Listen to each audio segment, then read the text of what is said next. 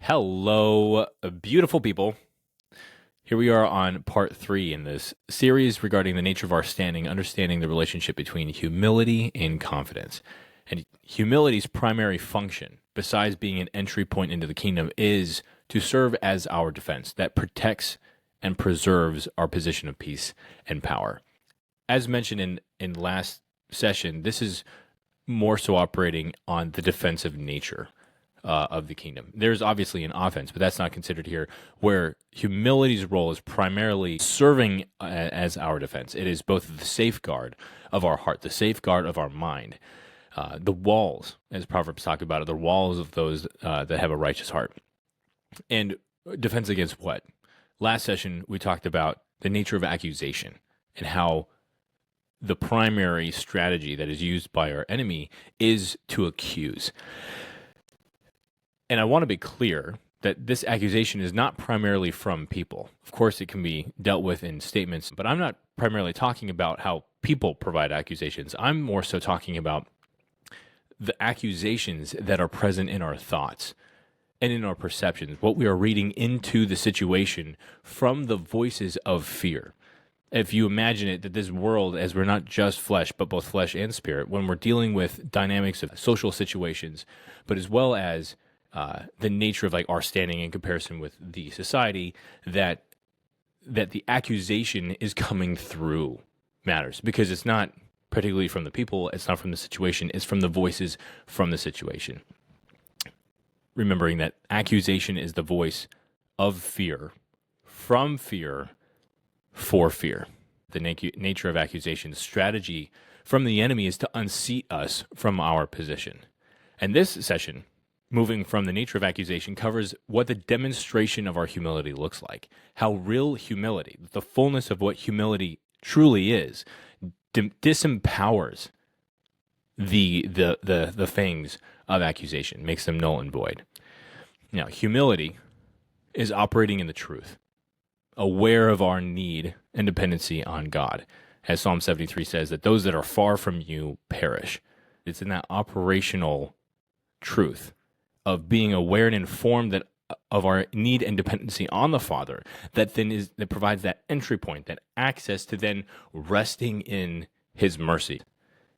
See, His mercy is greater than our need for it. He has already measured our need, and He holds more in abundance. And that is the source of rest granted to us by the kingdom. The kingdom of heaven is not in eating and drinking. This is in Romans.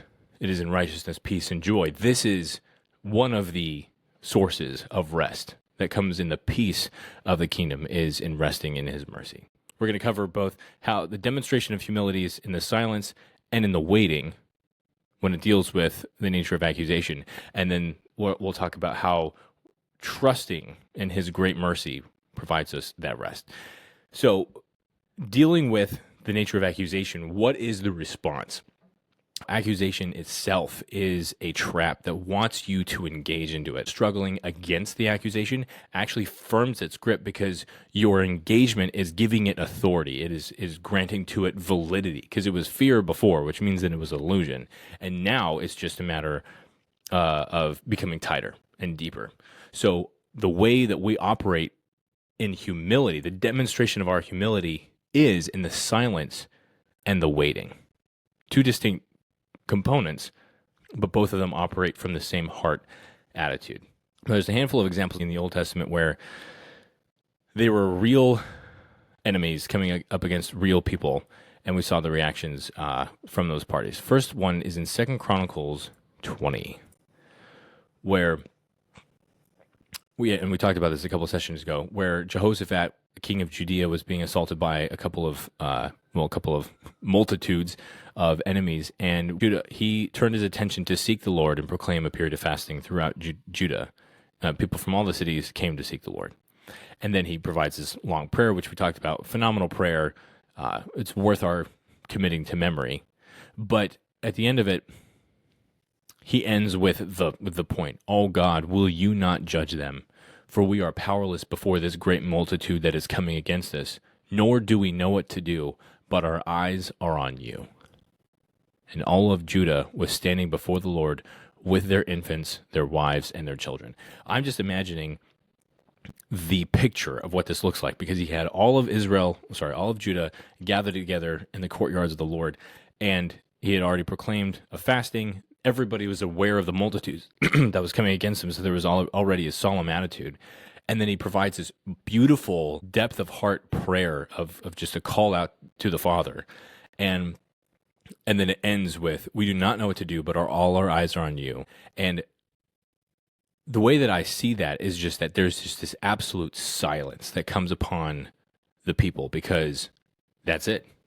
As Jehoshaphat had articulated, like, this is it. This is our call, and this is our prayer, and we wait. And it was in that waiting that I could just sense, like, obviously it's not said like how long it was, that the response to this is that then in the midst of the assembly, the Spirit of the Lord came to Jahaziel, which was effectively a prophet, and then he provides the answer. But I feel like there was a moment. In that moment, there was like a beat. There was a decision that they had already made to position themselves in seeking the Lord, and then they sought the Lord, and then they waited. And it was in that waiting that the Lord then responded. Psalm 62, which is the root of dealing with the nature of accusation. But Psalm 62, David says, my soul waits in silence for God alone, for from him comes my salvation. He alone is my rock and my salvation, my stronghold. I will not be greatly shaken. How long will you attack a man that you may murder him, all of you, like a leaning wall, like a tottering fence? They have planned only to thrust him down from his high position. They delight in falsehood. They bless in their mouth, but they inwardly curse. My soul, wait in silence for God alone, for my hope is from him. He alone is my rock and my salvation, my refuge. I will not be shaken.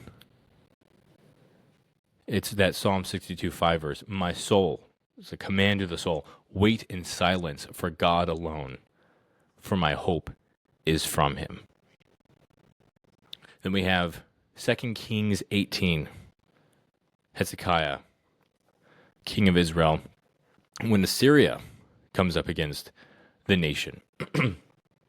Rabshakeh is one of the menacing advocates from the king of Assyria that comes and speaks Hebrew to the nation of Israel and all that those who were on the walls that were looking to the ambassador and what he was about to say. And he effectively just bombshells all of the reputation of Hezekiah, of God, of Israel itself, saying that your death is inevitable and it will be quite gruesome, and there's nothing that can help you. The best thing that you can do is hope that I have mercy for you. He is quite vitriolic in his accusations that he says quite proudly against the nation of Israel. And I'm not going to go and articulate it. It's worth the read in 2 Kings 18. When he gets to the end of his tirade, he effectively wraps it up by saying, whom among all the gods of the lands are there who have saved their land from my hand, that the Lord would save Jerusalem from my hand?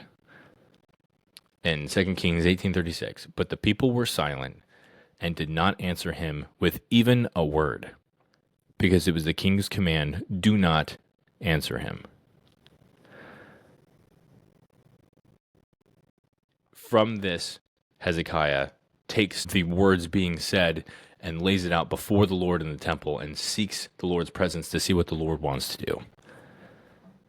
But it was key here that that King Hezekiah commanded everyone to not respond or engage with the accuser, the one that came up to assail, to shake the confidence of the country, to shake the confidence of the Israelites, to declare that they had no cause of being saved, as he wrapped up, which essentially is a summary, whom among all the gods of all the lands are there who has saved their land from my hand, that the Lord would save Jerusalem from my hand.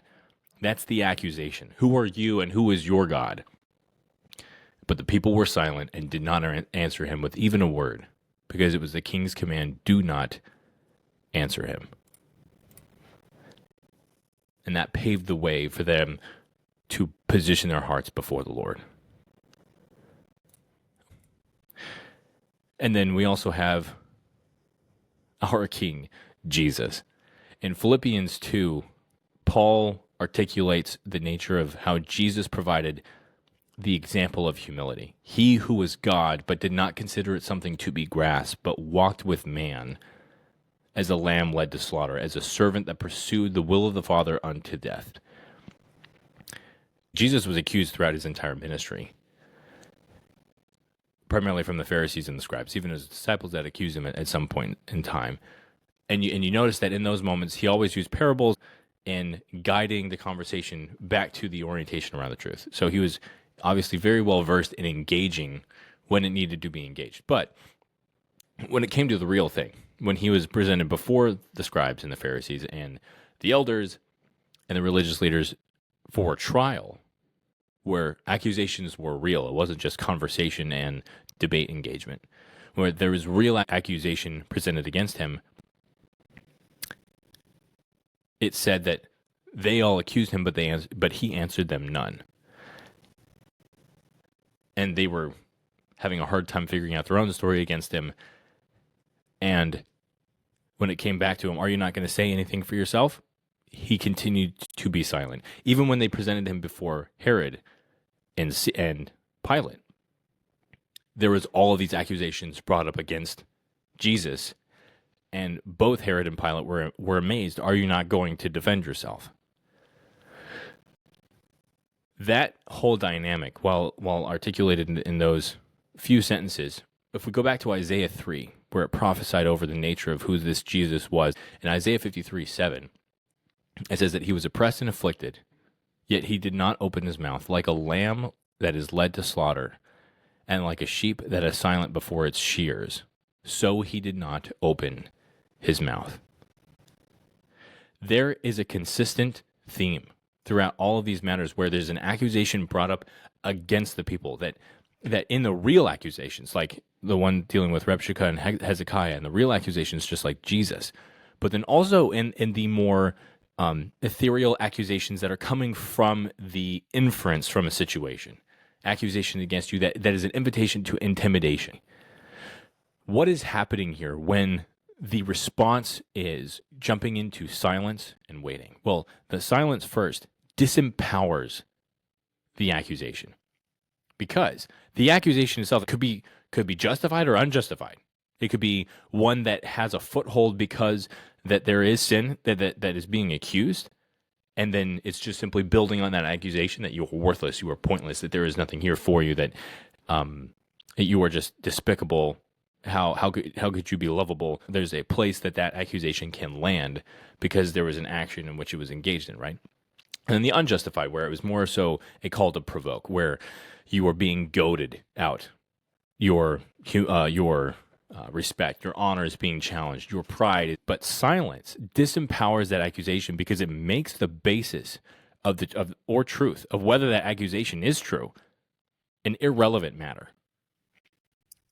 Engaging in the accusation sets the stage of your position, because in silence, it takes away its power, because all that it hopes for you to do is to consider the fear of what it is posing towards you as something that should be considered. Proverbs 10:19 says that when words are many, transgression is not lacking, but whomever restrains his lips are prudent. And that is true when it deals with the quantity of words, but there's also the words of the mind and heart and the words that are spoken in prayer. And that is the same exact point being brought in this proverb, to say that when the expression is a lot and it's running like multiple revs on an engine, there's a flow not being controlled. So silence disempowers the accusations because it takes away the basis. It is, as I said, the voice of fear, from fear, and for fear. And fear is an illusion. It's not something that's real, but if it is considered and the premise of that fear is validated, that's when it becomes to have form. So that's the silence. What about the waiting? And the waiting, when we disempower the accusation, that's fine, but we have to actually do something. And that is when we wait. And that is an expectation where we shift our gaze to him. That's what happens when we wait. We shift our gaze to him. When God says to be still and know that I'm God, it's not a selfish premise of self-absorbed worship of just see me, look at me. There's a functional reason That is a command from the Lord to be still and know that He is God. And that's because that reason is that you become transformed by gazing on the greatness of God. And that's how you become restored into peace. Because fear is the illusion that things are out of control, that there is a reason to feel threatened. But gazing upon Him reveals the truth and brings clarity to that fog. And that's what it means to abide, to have our minds become informed by the truth.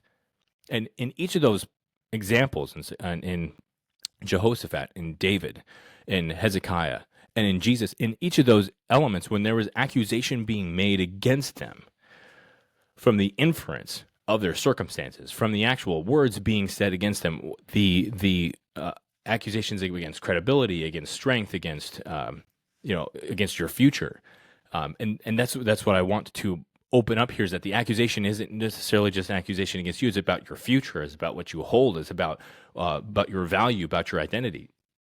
Just like Jesus was accused in the wilderness, that accusation surrounds us.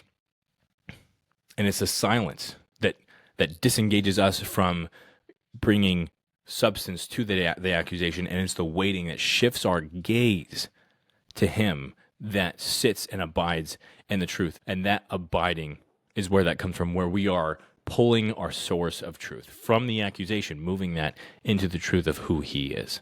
Okay? So the demonstration of our humility is in silence and waiting. Then trusting in His great mercy unlocks the peace of the kingdom.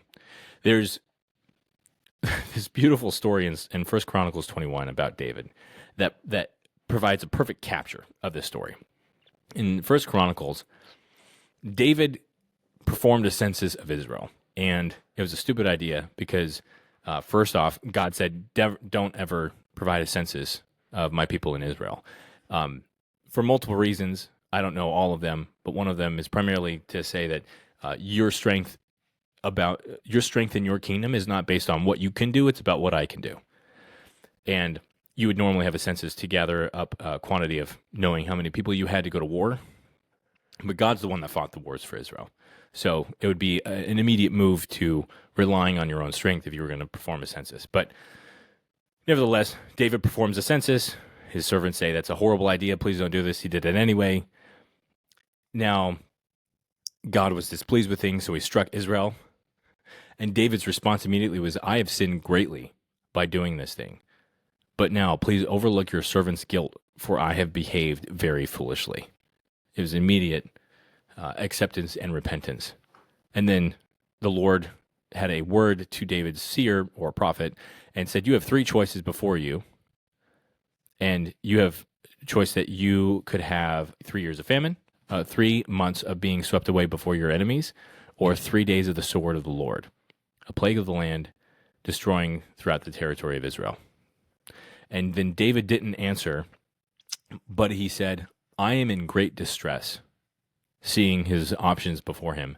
Please let me fall into the hand of the Lord, for His mercies are very great, but do not let me fall in human hands.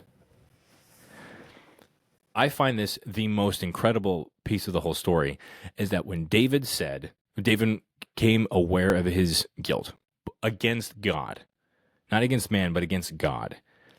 And then God Himself confronted him and gave him options, that his preference was to, I am in great distress, please let me fall into the hand of the Lord, for His mercies are very great, but do not let me fall into human hands. The basis from which David was operating was in trusting in the nature of God's mercy, that it was a better place to be than taking his chances against his equal partner, which is another human. But the one that he sinned against was the one that he wanted to be trusted with his consequence, because he trusted in the depth of His mercy. What a mindset. I find that to be. It's a childlike reliance, that even when found guilty and charged, that he was able to rest himself in trust that his future was best situated in the Father that he was at odds with.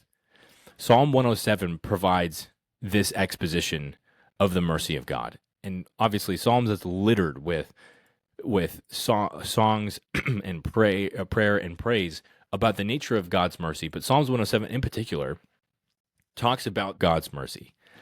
And it starts by saying that give thanks to the Lord, for he is good, for his mercy is everlasting. That the redeemed of the Lord shall say so, those whom he has redeemed from the hand of the enemy.